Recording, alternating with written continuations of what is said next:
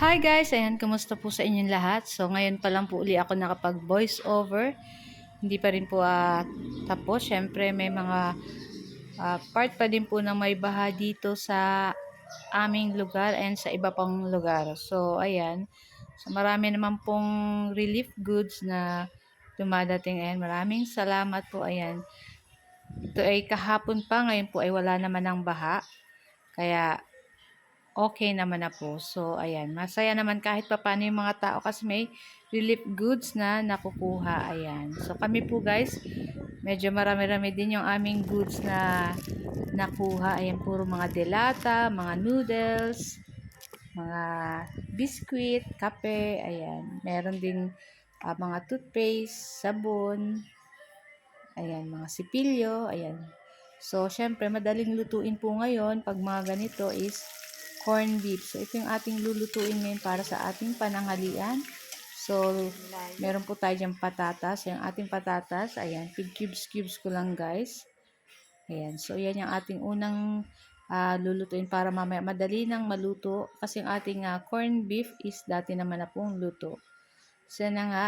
At lulutuin lang natin itong bahagya, itong ating patatas. So, maglalagay na tayo dyan ng konting asin, pampalasa. At pagkatapos, pagluto na yung ating patatas dyan guys, pwede na nating isunod dyan, ilagay yung ating pighiwa-hiwang mga sibuyas. So, kayo po ba guys, ano po ang inyong lunch? Ayan. Sa aking mga friends na taga Batangas, ayan.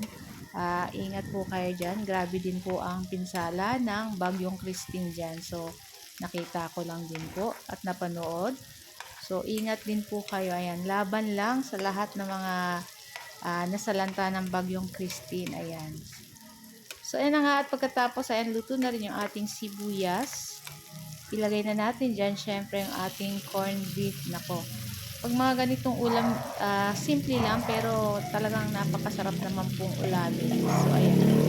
Syempre, marami rin tayong kakain, kaya malaking corned beef yung ating lulutuin. Ayan. Pagkakasyahin na lang natin ito, guys. Ayan. Kaya po ba, guys, ano po ang inyong lunch? Ayan. Shout out sa ating mga followers dyan and mga friends na laging nagko-comment, nagre-react ng aking mga video at lalong-lalo na sa nag-share. Ayan, kay Cooking Mama. Ayan, maraming salamat sa iyo, sis. And sa mga iba pa pong mga friends ko dyan, ayan, naging friends ko na rin dito sa ating FB. So, naglagay lang ako ng konting tubig para may sabaw-sabaw itong ating corned beef para hindi naman dry. So guys, ito lang po ang aming video today at sana po ay nag-enjoy kayo. Huwag niyo po sanang kalimutan mag-like, comment at pa-share po ng ating video. At kung bago pa lang po kayo sa aming page, huwag niyo po sanang kalimutan mag-like, mag-follow para palagi po kayong updated sa aming mga bagong video. So guys, thank you for watching and see you next video again. Ciao!